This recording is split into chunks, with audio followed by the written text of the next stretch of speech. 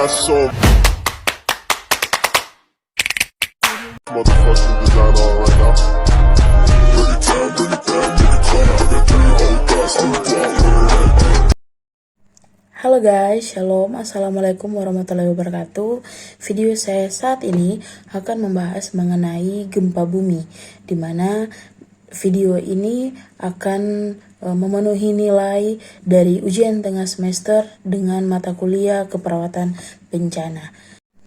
Nah, di sini terdapat beberapa jenis gempa bumi berdasarkan penyebabnya.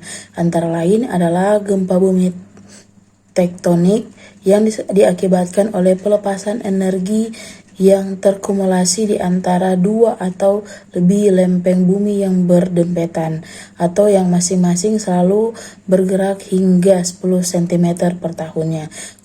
Kemudian ada gempa bumi vulkanik, di mana ini yang mengakibatkan oleh aktivitas gunung berapi. Ada gempa bumi runtuhan yang diakibatkan oleh runtuhan gua atau tambang bawah tanah. Kemudian ada gempa bumi ledakan yang diakibatkan oleh ledakan besar seperti bom nuklir.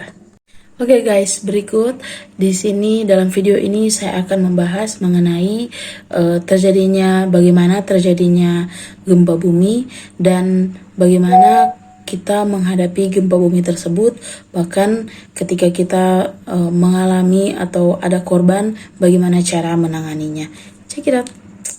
Tahukah Anda, gempa bumi merupakan guncangan atau getaran lapisan bumi secara tiba-tiba yang diakibatkan oleh adanya pergeseran antara lempeng bumi. Sesuai dengan penyebabnya, gempa bumi dibedakan menjadi 2 jenis, yaitu gempa tektonik yang terjadi karena aktivitas pergerakan lempeng bumi dan gempa vulkanik yang terjadi karena aktivitas vulkanologi gunung berapi.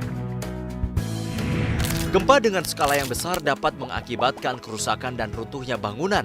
Kejadian bencana tanah longsor dan tsunami pun kerap kali datang setelah gempa bumi.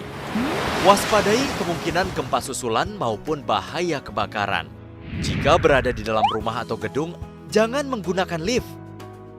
Berlindunglah di tempat yang aman jika terjadi gempa. Jauhi kaca, cermin, dan benda-benda yang tergantung. Jika berada di luar rumah, carilah daerah terbuka. Jauhi pohon, lampu jalan, tiang listrik, dan papan reklame. Bencana gempa yang terjadi dapat mempengaruhi kesehatan masyarakat, menyebabkan cedera khususnya patah tulang, serta tercemarnya sumber air.